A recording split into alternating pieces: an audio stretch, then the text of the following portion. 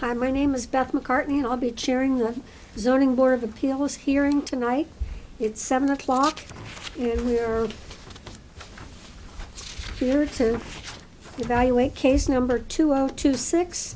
Cape Cod Village, Inc. has applied for a special permit as set forth in MGL Chapter 40A, Section 9, under Orleans Zoning Bylaw, Section 164-40B, 164-13, 164-44, and 164-38 to develop congregate housing for adults with autism consisting of two 8-unit buildings with a common building. The property is located at 19 Childs Homestead Road, Orleans map 25, parcel 74.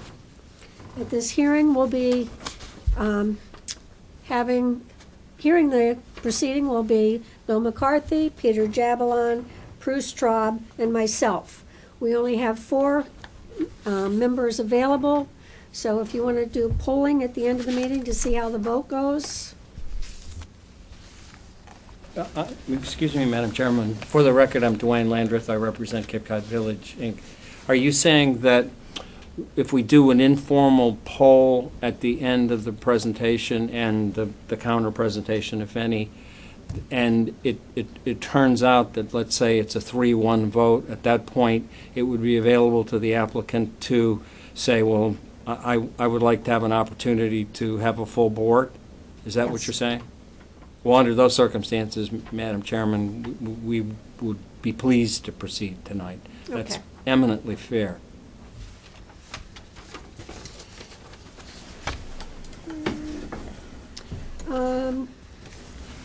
At this point, if you could, does any member have a conflict? No, at this point, if you want to go ahead and proceed, Mr. Thank Lee? you. As I said, I'm Dwayne Landreth, and I represent Cape Cod Village, Inc., which is a nonprofit, federally tax-exempt organization, the purpose of which is to meet the residential living needs of adults on the autism spectrum. We're here to seek a special permit under 16440B of the Orleans bylaw to build 4 4-bedroom units, which is a specially permitted use in the village center zone where this property is located. I emphasize the fact that there are only 4 units in all because under the bylaw, dwelling unit consists of, the kitchen and other rooms associated with plus bedrooms, and this is actually has 4 self-contained dwelling units, if you will, with 4 bedrooms each. So it's a total of 16 bedrooms, and the advertisement indicates that we're talking about double that number of units, or quadruple that number of units.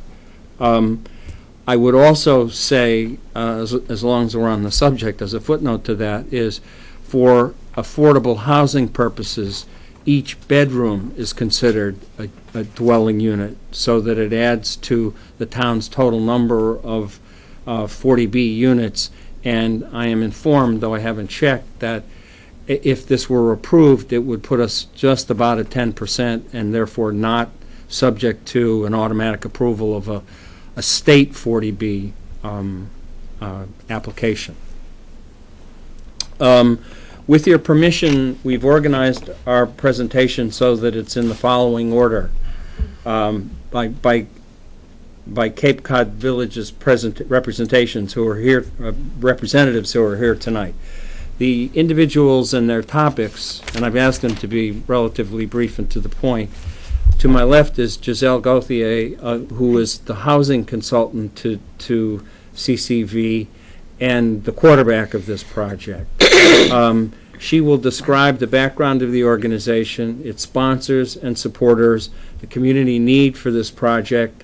Not in her presentation in chief, but Giselle is the best person amongst us to respond to any questions that relate to the operation of the enterprise to the extent that they would affect the neighborhood. Then I would like to be called upon to describe the existing site, its salient features, the neighborhood, and perhaps a few photographs. Next, Rick Finuccio of Brown, Lindquist, Finuccio, and Raber Associates, Inc., will outline the program which the client presented, how that factored into the design and the configuration of the complex. After Rick, Brad Malo of Coastal Engineering, the project engineer who steered the project through site plan review, the Health Department, and the Conservation Commission, he will explain the proposed site plan and its salient engineering characteristics and the conformity of the project to the dimensional requirements of the zoning bylaw. With all that as background, I will address why the factual and legal requirements are met by the project that you're considering. With that as an introduction, I would request that the chair recognize Ms. Gauthier. Good evening. As Dewey said, my name is Giselle Gauthier, and I've been working with Cape Cod Village as their housing consultant now for over 3 years. Cape Cod Village was founded 4 years ago to address the need for a safe, secure, and integrated place where adults with autism can find permanent homes and lead dignified and meaningful lives as members of their community. When a child is diagnosed with autism, they go through the public school system and they're supported by the Department of Education. But on their 22nd birthday, they're no longer provided support by the Department of Education, and their support system shifts to the Department of Developmental Services, and they no longer go to school every day, and they start to have other needs. And the resources available through the Department of Developmental Services is nowhere near as strong as the resources of the Department of Education. So often these people, when they shift from being part of the school system to being members of the adult community, lose significant quality in terms of, and also significant quantity in terms of the services that are available to them, and that includes residential services. And Cape Cod Village was founded in order to try to create an environment where adults with autism can lead meaningful lives and be part of their community. As Dewey has pointed out, the project has 2 duplexes with 4 bedrooms on each side, and there is a total of 16 bedrooms. It also includes a commons building, and that will be a place where residents and their families and also members of the larger community can gather for suppers and movie nights and music and other small group activities. Also, as Dewey said, the Cape Cod Village will serve a total of 16 adults with autism. The residents of Cape Cod Village will be on the lower end of the autism spectrum, which means that they will require assistance with most of their daily living needs. Many of the residents, if not all of them, will be nonverbal. Some of them have some speaking skills, and they have other communication skills, but often they are nonverbal. And just assistance with their daily living needs, the things that you and I take for granted, being able to cook and get dressed and organize themselves to get out of the house, use the bathroom, bathe, those sorts of things. The people living at Cape Cod Village will be people that need assistance and guidance in those areas.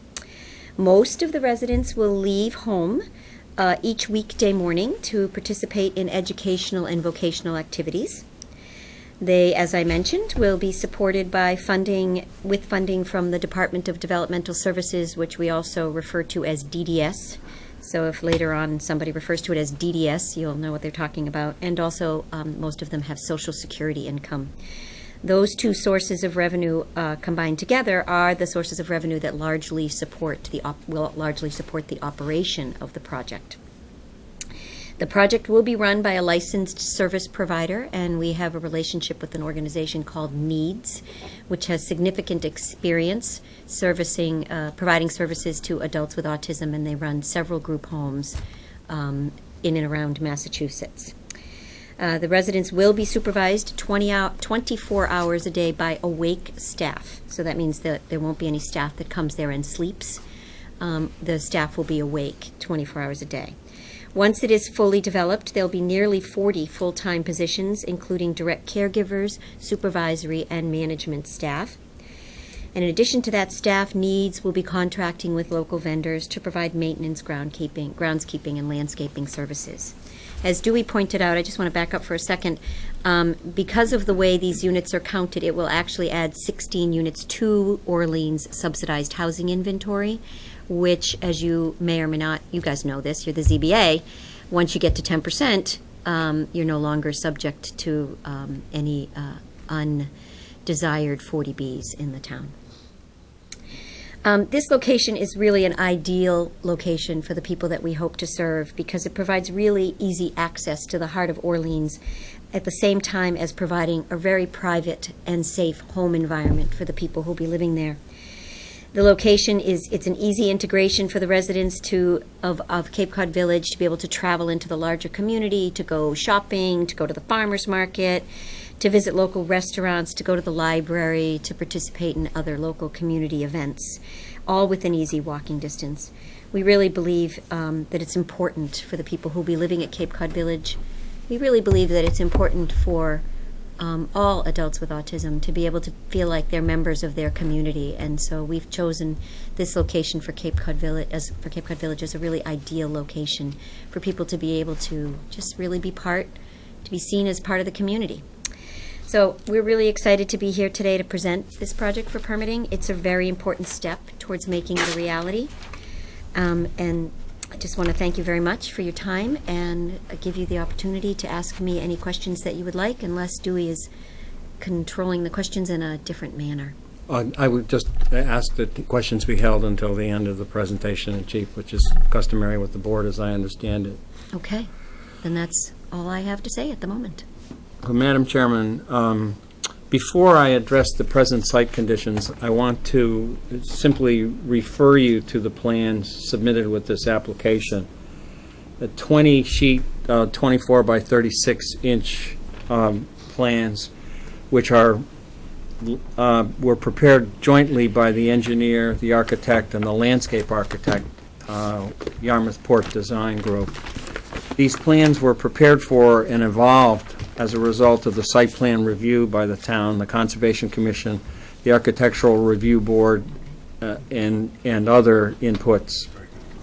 In line with that, there's a small correction that must be made to the C212 plan relating to the conformity of the project with front yard setbacks, which was not ironed out until the final meeting and approval on site plan review. That took place on February 3rd, which was after the present plans were submitted with the zoning application. And so what I'm going to do is just try to do it as simply as possible and hand you a plan that has the correction.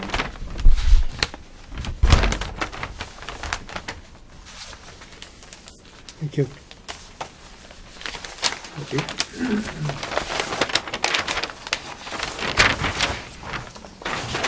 And then, along with that, because it makes incorporating by reference the plans a little bit more complicated, it would be useful simply to describe the plans as amended so that you don't have to go through the task of doing that. So I'll just give you a couple copies of that for your consideration.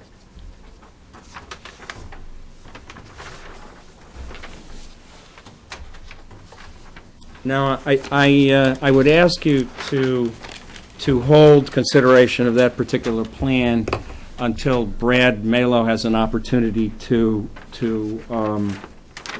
address it. I just simply wanted to get the plan into the mix at the appropriate time so we could consider it.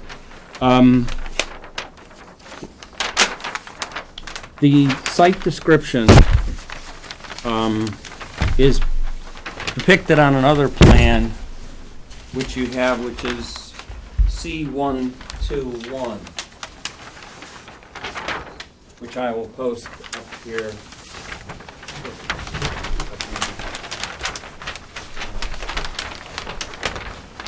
So the depicted on this, and in terms of describing it, it is roughly a trapezoid, a larger trapezoid capped by a smaller trapezoid. The bottom of the trapezoid, which lies along on the south and is closest to the Cape Cod Rail Trail, is 480 feet. And the top, north to south, the property is about 480 feet. The top of the top trapezoid is 250 feet wide. So the middle of those two is about 360 feet. So it's kind of an odd-shaped, truncated triangle or a couple of trapezoids. In the center of the boundary of that boundary to the south or to the north is the access from Childs Homestead Road. That is 49.12 feet wide at its narrowest, and it is derived from a plan that had to do with the background of this property. Delbert Johnson owned all this property in the early 1950s, and what he did is he developed Childs Homestead Road. When he conveyed to Nickerson a year or two later, he made reference to a reservation for Nickerson of a right-of-way over from Childs Homestead Road to that particular plan. And I have, to the extent that you have a question about this, I have a piece of correspondence that takes care of that. I heard the board, discussing the question, and I'm happy to go over this to the extent that we need to do it. But in any event, the access is 49 feet wide. The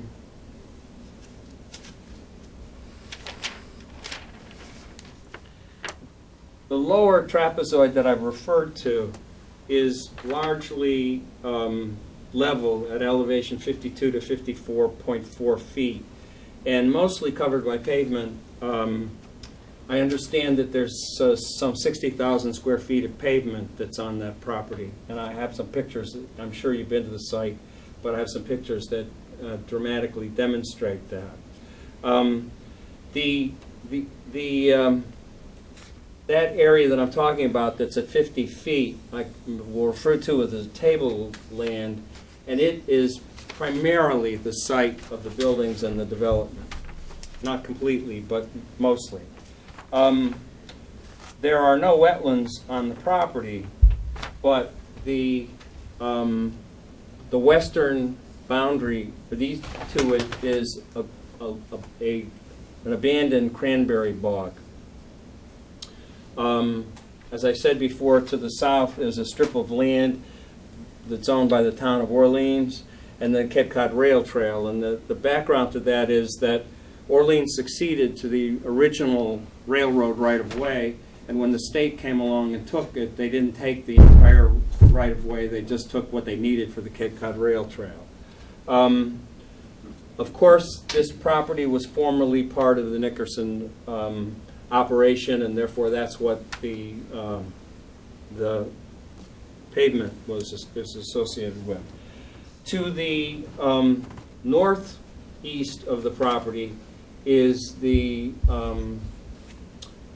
Rock Harbor development, which is housing, and to the direct easterly in the south is a Cape Cod lumber shed, and then the Nickerson property, the store, and so on and so forth down here.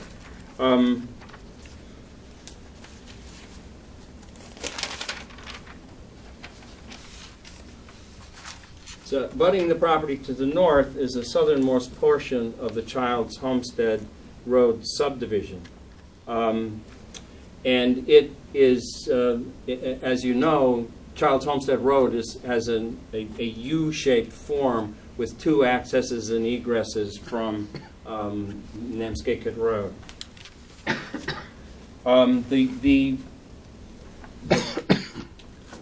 The working plan is to have access as well, besides through there, walking access out to the Cape Cod Rail Trail.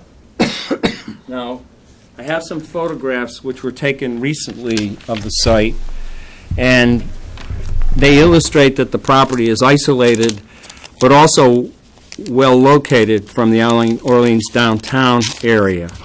They also show that the site is somewhat of a wasteland, and at this point in time, I would say aesthetically unappealing. Having said all that, the sky is blue in the photograph, so they're not completely ugly.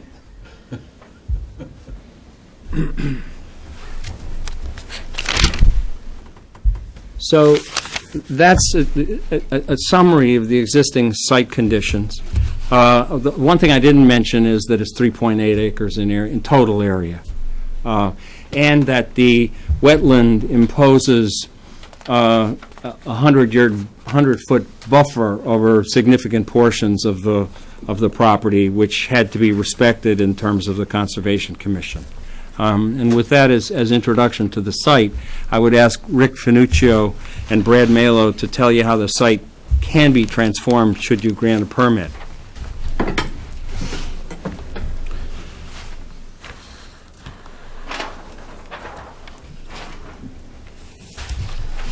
Thank you. Again, Rick Finuccio with the architects for Cape Cod Village. We've been working with Cape Cod Village in their building study committee for about a year now, and when we first got involved in the project, it became very clear when we walked the site, as Giselle had said earlier, this was a great site in terms of overall kind of macro location within the town. And the goal was clearly to design a community within the community. And the goal was to create something that really had a residential look and scale and feel to it. Regardless of 16 bedrooms, there are essentially 4 homes. And we were faced with a bit of an interesting challenge from the state perspective of how these group homes are perceived, and somewhat of what we believe is a dated model of a duplex.